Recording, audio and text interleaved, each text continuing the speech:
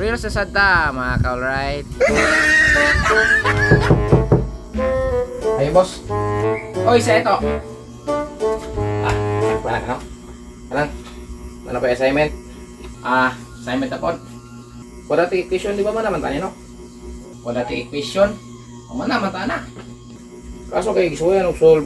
Libo, magkulagay. Diba, be? Bayaran na gano'n sa butang. Alisod ka solve, guys. Ari, be. Ang solve, be. Yeah.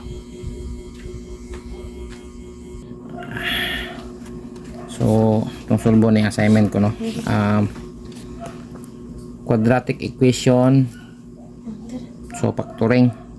So, natin 3 ka. So, itong solve na yung number 1. So, number 1, solution.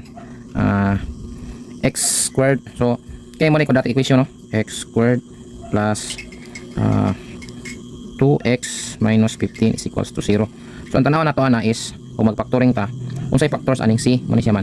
So, muna a, x squared plus bx minus c is equals to 0. So, muna yung standard form sa mga quadratic equation.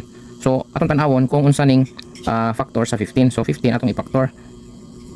Then, ang atong tanawon ana nga mga numbers is mulink aring b. So, factors of 15 is 5 ug 3 man do. I think wala naman siguro tayo laing factors of 15. 15 1. Pwede sa no 15 1. 15 1. Then 3 5. 3 times 3. So, I think mura ni mga factors. Karon atong tan-awon ning duha ka numbers, unsay mo sibo nga na ito, magawas nga to. So, obviously kini 15, bisag i-plus ning i-minus. So, dili siya magawas nga to. Kini 5 ug 3, ug imo na sila i-minus, magawas siya to.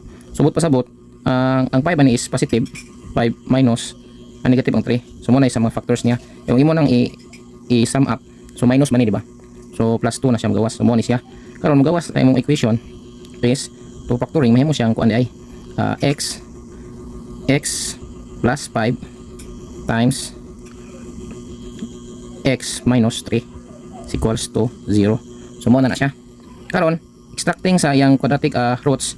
So, kada factor imo equal sa 0. So, x plus 5 is equals to 0. X will be negative 5. Yan ang isa. X minus 3 is equals to 0. X will be equals to positive 3. So, ano yung mga roots niya? Positive 3 o negative 5. Ani nga equation. So, alita sa number 2. So, for number 2, 3x squared minus 4x plus 1 is equals to 0. So, atong gipong tan-awon nga na yung factors ang c kining 1. Karon definitely imong tan-awon balik asa dapit ani nga ma-involve ni siya. Kay 3 naman ang imong kuan ani. So, ang may tabuan ani factor nimo, imong tan-awon ang factors of kining moabot siya 1 nga na siya involvement ani sa 3. So, obviously ang magawas ani is performance sad ni. So, pwede og 3x minus 1 og x plus 1 equals to 0. So, ato siyang i-extract. Inigpabalik ka na, inaano nimo. So, 3x times x is 3x squared. Then, 3x plus 3x.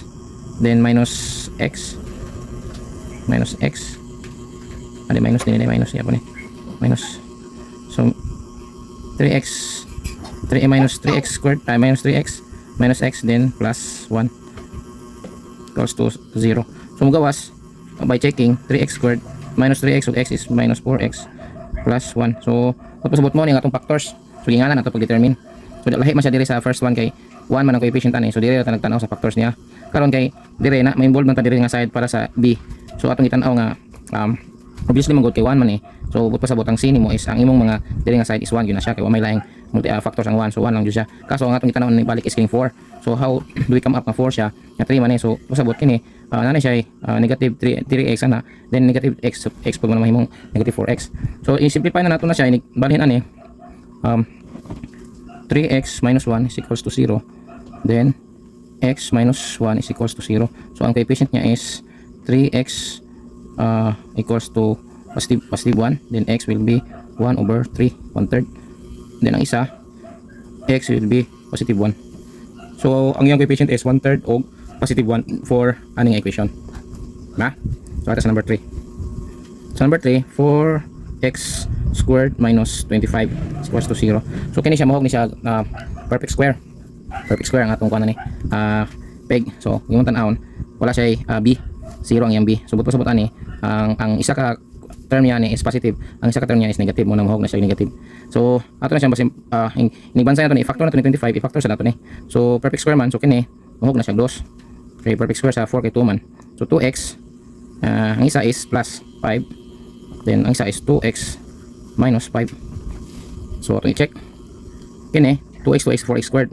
Then kini og kare minus 10x. Kini plus 10x cancel. Then kini og kani is negative 25. So magawas mo ni siya inyang factors. So extracting sa iyang roots, gawas 2x plus 5 is equals to 0 nya 2x minus 5 is equals to 0. So mahimong kuan siya 2x equals to negative 5, x will be negative 5 over 2 mo nag-isa, negative 5 over 2 or negative 2.5. kining pikas 2x equals to 5, so x will be 5 over 2, so 2 and a half. So 2 and 1 half na negative positive. So ang x ani is 2 and 1 half negative. Then kini x is 2 and 1 half positive. Kanang 5 over 2 kay 2 and 1 half na. Right? So muna assignment. Tara. Ako rin daghan pero tad kinala matunan sa quadratic equation no. Sige. Kukuha na ko yung sunod, boss. Hanggang to sa sunod. Pabush! Aww!